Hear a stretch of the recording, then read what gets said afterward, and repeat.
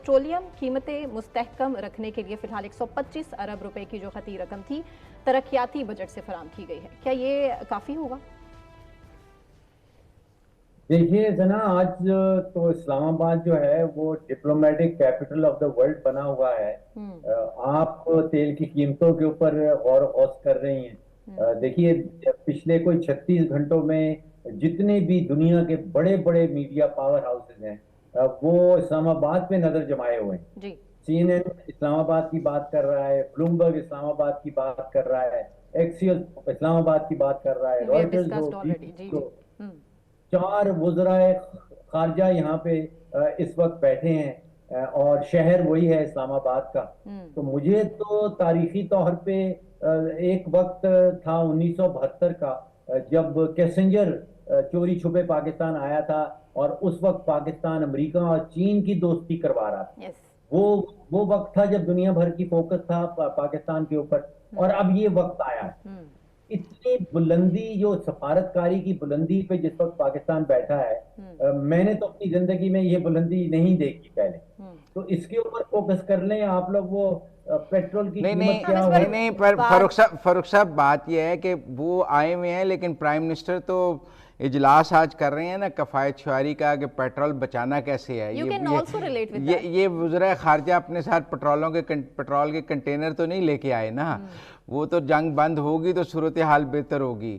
तो अब सूरत हाल ये है कि जो कफायत शुआरी है, पेट्रोल बचाने का जो रास्ता है, देखिए ना आज फेक वो चल रहे थे नोटिफिकेशंस लॉकडाउन के, फिर उसके बारे में ये कहा गया कि नहीं वो एक प्रपोजल था पर वो थ्रू नहीं हुआ। आपको क्या लगता है पेट्रोल बचाने की जो हुकूमत कोशिश कर रही है, ये कोई पॉसिबल भी है या विशफुल थिंकिंग है? अच्छा, दो चीजें हैं। पहले आपने कहा कि ये वज़राए खारजा जो हैं ये पेट्रोल के टैंक नहीं साथ लेके आए। मुझे जरा इख्तिलाफ करने की इजाजत दें। ये लेके आए हैं। आप देखिए, इसके नतीजे में ईरान ने ऐलान किया है कि पाकिस्तान की 20 शिप्स जो हैं, अगर वो पाकिस्तानी झंडा लगा के जाएंगी तो वो स्ट्रेट ऑफ हॉर्मूज से जा सकती हैं, गुजर सकती हैं। तो ये तेल आ रहा है इन्हीं की वजह से, जो हमारी सफारतकारी की जो बुलंदी है, उसके नतीजे में आपको ये तोहफे मिल रहे हैं। अच्छा, एक और तोहफा भी सामने रख लीजिए। आपको याद है कि 2 हफ्ते पाकिस्तान के वजीर खजाना ने, हमारी वजारत खजाना ने IMF के साथ 2 हफ्ते लंबे मुज़ाकरात किए, और एंड में IMF की टीम जो है वो साइन किए बगैर भाग गई थी। अब अचानक आपको दोनों एग्रीमेंट, वो EFF वाला भी और रेजिलियंट फंड वाला भी, कोई 1.2 अरब डॉलर का तोहफा मिल रहा है। तो टैंकर्स भी आ रहे हैं जिसके ऊपर पाकिस्तान का झंडा लगा हो। आप सोचिए कि पाकिस्तान के झंडे की क्या वैल्यू। फारूक साहब वो $110 में आ रहे हैं। वो $110 में हमारी इस्तात नहीं है कि हम $110 का पेट्रोल 6 महीने इस्तेमाल कर सकें। देखिए, आपने 6 महीने कह दिया। दुनिया भर इस वक्त कोशिश कर रही है कि ये जंग जल्द से जल्द बंद हो जाए।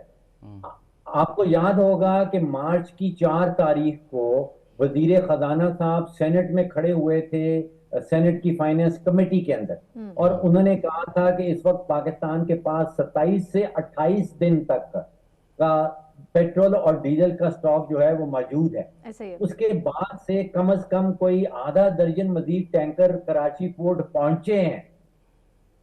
तो अगर वो मार्च की 4 तारीख को हमारे पास 28 दिन का स्टॉक मौजूद था, तो वो तो सब जंग से पहले का खरीदा हुआ है। वो $60-62 का स्टॉक है था मुदम्मिल साहब, जो हमने खरीदा हुआ। फारूक साहब, इसका मतलब है कि अच्छी खबरें आ रही हैं, अच्छी हवाएं चल रही हैं। अब तो जो हम खरीद रहे हैं वो तो $110 पे खरीद रहे हैं ना। जो आगे हमने इस्तेमाल करना है अगले 2 महीने, वो तो $110 पे इस्तेमाल करना है ना। उसको बचा के इस्तेमाल करना है या खुलेआम इस्तेमाल करना है? अच्छा, इसमें on a serious note 2 issues हैं मुदम्मिल साहब। पहला है कीमत, और दूसरा है दस्तयाबी। अवेलेबिलिटी होती है और कीमत क्या होती है। आपकी बात बिल्कुल दुरुस्त है कि $110 का जब हम तेल लेंगे तो जाहिर बात है कि पाकिस्तान की जो कीमत है वो हमें बढ़ाना पड़ेगी। तो यहाँ पे पाकिस्तान में मैं समझता हूँ कि वो कीमत का क्राइसिस जरूर है। उसका इम्पैक्ट जो है वो बड़ा डिस्प्रपोर्शनेट होता है। जो गरीब तबकात हैं पाकिस्तान के, उनके ऊपर उसका असर बहुत ज्यादा होता है। जो मुकाबलतन अमीर तबकात हैं उनके ऊपर उसका असर जो है वो प्रोपोर्शनेटली कम होता है। दस्तयाबी के हवाले से मैं समझता हूं कि पाकिस्तान को शॉर्टेज, मेरी नजर में मुझे कोई शॉर्टेज नजर नहीं आ रही। तो इसको अगर हम तफरीक कर लें कि शॉर्टेज नहीं होने वाली, कीमत ऊपर जाएगी और उसका जो असर है वो लाजमी बात है कि आपको और मुझे सहना पड़ेगा। वहां पे मेरी एक हम्बल सी तजवीज ये बनती है कि हुकूमत का ये फर्ज बनता है कि जो अमीर तबकात हैं उनसे कोई क्रॉस सब्सिडाइजेशन की जाए, वो भी डेटा के बेस के ऊपर। देखिए इस वक्त पाकिस्तान में कोई 45 लाख जो हैं वो कारें हैं, और मुकाबला करें तो कारों वाले जो मालकान हैं, कार के मालकान, वो रिलेटिवली इसको बर्दाश्त कर सकते हैं इजाफे को। उसके मुकाबले में कोई 3 करोड़ मोटरसाइकिल राइडर्स हैं। अब वो कहा यह जाता है कि मोटरसाइकिल राइडर जो हैं उनकी 50, 60, 70 हजार रुपए की माहाना आमदन होती है, और आज अगर वो तेल की टैंकी भरवाने जाते हैं तो आप समझिए कि 400, 500, 600 रुपया उनको इजाफी भरना पड़ता है। तो मेरी तजवीज ये है कि बोझ ज्यादा डाला जाए कार के मालिकान के ऊपर, और वहां से जो बचत हो या जो फंड्स इकट्ठे किए जाएं उनकी एक सब्सिडी दी जाए मोटरसाइकिल राइडर्स को। आप सोचिए कि जो दही मईशत है ना मुज़म्मिल साहब, उसमें मोटरसाइकिल का एक बहुत बड़ा रोल है। और वैसे पाकिस्तान की मईशत के अंदर मोटरसाइकिल आप समझिए कि रीढ़ की हड्डी का काम करती है। वो असासा होता है दही खानदान में, वो 100 किस्म के काम करता है, चाहे बीज एक जगह से दूसरी जगह लेके जाने हैं, सब्जी को ट्रांसपोर्ट करना है, आपने तो खुद से आप कह रहे हैं 2 किस्म के रेट होने चाहिए, मोटरसाइकिल के लिए अलग और गाड़ी के लिए अलग। 1300 सीसी के लिए भी वो अलग, बहुत 1500 मुश्किल हो सीसी जाएगा, और उसमें फिर ब्लैक मार्केटिंग शुरू हो जाती है, उसमें करप्शन आ जाती है।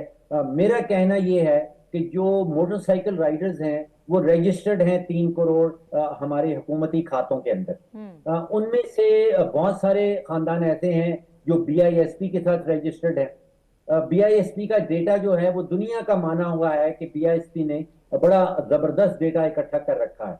तो वो लोग जो शराय गुर्बत से नीचे रह रहे हैं, मोटरसाइकिल रजिस्टर्ड हैं, उनके जायज अकाउंट में, इजी पैसा के अकाउंट में, नया पे के अकाउंट में, सादा पे के अकाउंट में हुकूमत डायरेक्ट से सब्सिडी देती। बड़ा अच्छा तेल की कीमत पेट्रोल पंप में एक ही रहेगी। और जो गरीब नहीं, तो ये जो कह रहे हैं ऐप बनाएंगे और राशनिंग करेंगे, जैसे कि वो कहते हैं ईरान में ऐसे है कि अगर आप पहले 60 लीटर जो है वो और रेट पे मिलता है, अगला 100 लीटर और रेट पे मिलता है, उससे ऊपर अगर आप चले जाएं तो और रेट पे मिलता है। और ऐप्स बनाई हुई हैं दुनिया में कुछ मुल्कों ने। मैंने श्रीलंका में भी देखा है, बताया मुझे किसी ने कि उन्होंने भी ऐप बनाई थी गाड़ी के मालकान और मोटरसाइकिल मालकान के लिए, जिसे आप राशनिंग कह सकें, या कि पहला जो 60-100 लीटर है वो और रेट पे है, फिर अगला और रेट पे है। तो अब ये हुकूमत भी कोई ऐप बनाने जा रही है।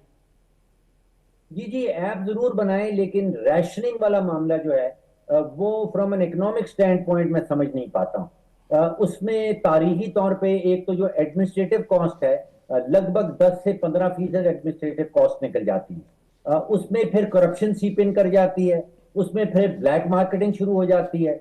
मेरी तजवीज ये होगी कि पंप में सबको एक ही कीमत पे पेट्रोल दिया जाए, लेकिन जो मोटरसाइकिल राइडर्स हैं उनके अपने अकाउंट्स के हवाले से जो सब्सिडी देनी है वो सब्सिडी दी जाए। अगर 100 अरब रुपया हुकूमत ने कटौती की है तरक्याती बजट की, तो 100 अरब रुपए से आप समझिए कि तकरीबन आप 1 करोड़ पाकिस्तानी मोटरसाइकिल्स को माहाना की बुनियाद पे कोई 1000-1200 रुपए की सब्सिडी दी जा सकती है, जो उनका पेट्रोल की तरफ निकल जाएगी। उससे ना तो कोई करप्शन सिस्टम के अंदर आती है, ना ब्लैक मार्केटिंग सिस्टम के अंदर आती है। एक ये है कि अगर हम पेट्रोल की कंजम्पशन नहीं कम करेंगे और इसी मिकदार में हमारी कंजम्पशन खड़ी रहती है, तो हमारा इंपोर्ट बिल पेट्रोल का इतना बढ़ जाएगा कि हमारे जो फॉरेन एक्सचेंज रिजर्व्स हैं वो लिक्विडेट हो जाएंगे। तो हमें किसी ना किसी तरह अपनी कंजम्पशन भी तो 20-30%, 40% कम करनी है, ताकि हमारे इंपोर्ट बिल पे असर ना पड़े। देखिए, कंजम्पशन मार्च की 6 तारीख को जिस दिन 55 रुपए फी लीटर पेट्रोल डीजल की कीमत बढ़ाई गई है, मार्च 6 और आज मार्च की 29 के दरमियान 23% जो सेल्स हैं वो कम हो गई। देखिए वो सेल्स जो ऑटो सेल्स कम होती हैं कीमत की बुनियाद के ऊपर। मैं नहीं चाहता हूं कि रैशनिंग की बुनियाद के ऊपर कोशिश की जाए कि कंजम्पशन को कम किया जाए। आप कीमत को एज एज अ टूल इस्तेमाल करें कंजम्पशन को नीचे लाने के लिए, क्योंकि दूसरा वाला जो टूल आप बता रहे हैं रैशनिंग वाला, वो पाकिस्तान की तारीख में हम बहुत सारी इजलास के ऊपर कर चुके हैं और हमेशा से उसके अंदर करप्शन आती है, हमेशा से उसके अंदर ब्लैक मार्केटिंग शुरू हो जाती है, हमेशा से उसमें 10 से 15% जो है वो एडमिनिस्ट्रेटिव कॉस्ट निकल जाती है। तो वो जो माजी में गलतियां हैं उनसे हम कोई सबक सीख लें। तो अब आप लॉकडाउन की कुछ लोग ये भी तजवीज़ दे रहे हैं कि कोई 10-15 दिन का लॉकडाउन लगा लिया जाए ताकि पेट्रोल की कीमत ना बढ़ाई जाए और 10-15 दिन का लॉकडाउन लगा दिया जाए ताकि मसले का हल ये है। मसले का हल ये भी है। आप इसको दुरुस्त समझते हैं? मैं समझता हूं कि दोनों को इस्तेमाल करना पड़ेगा। जो कीमत आलमी मंडियों में जिस तेजी से बढ़ रही है, अगर उसको हम पास ऑन नहीं करेंगे तो पाकिस्तान के अंदर भी एक नया सर्कुलर डेट खड़ा हो जाएगा। आपने देखा कि बिजली के सेक्टर के अंदर एक कोई 3,500 अरब का सर्कुलर डेट है, कोई 3,600 अरब का सर्कुलर डेट जो है वो गैस के सेक्टर में खड़ा है। तो ये तीसरा सर्कुलर डेट खड़ा करना जो है ये पाकिस्तान के माशी मफाद में नहीं है। तो आप लॉकडाउन की हिमायत करते हैं? मैं लॉकडाउन और कीमतें pass on plus subsidy to motorcycle riders. अच्छा, कीमतें पास ऑन में तो फिर वो कहते हैं 600 रुपए लीटर हो जाएगा पेट्रोल। तो आप जो 45 लाख कार मालकान हैं उनके ऊपर पूरा बोझ डालें, लेकिन जो शराय गुर्बत से नीचे पाकिस्तानी खानदान रह रहे हैं वो हुकूमत की जिम्मेदारी बनती है कि उनका। पर मैं आपकी इस बात एक मिनट फर्ज कर लें, जो हमारे ऊबर ड्राइवर्स हैं या फूड पांडा के ड्राइवर्स हैं या जो डिलीवरी का काम करते हैं या और जो स्कूटर राइडर्स का काम करते हैं, अब वो तो BISP में खुद को रजिस्टर नहीं कराते ना, वो साहिब रोजगार लोग हैं, वो तो हुकूमत से BISP में नहीं है, लेकिन उनके अंदर भी उनका रोजगार उनकी मोटरसाइकिल है और वो 500-600 रुपये लीटर मोटरसाइकिल कैसे इस्तेमाल करते हैं? जो दफ्तरों में आते हैं, काम करते हैं, हमारे यहाँ मिड कैरियर लोग हैं, लोअर कैडर के लोग हैं, वो बाइक्स पे, हमारी को पब्लिक ट्रांसपोर्ट तो इतनी अच्छी है नहीं, तो वो लोअर कैडर दफ्तर आते हैं, दफ्तरों में जाते हैं। आप देखें दफ्तरों के बाहर बाइक्स की तो एक अंबार होता है, गाड़ियाँ तो 6 होती हैं, बाइक्स 200 होती हैं। तो अब वो सारे तो BISP से पैसे नहीं ले सकते, तो लेकिन उनकी कमर टूट जाएगी आप जिस रेट पे पेट्रोल पंप पे बेचना चाहते हैं।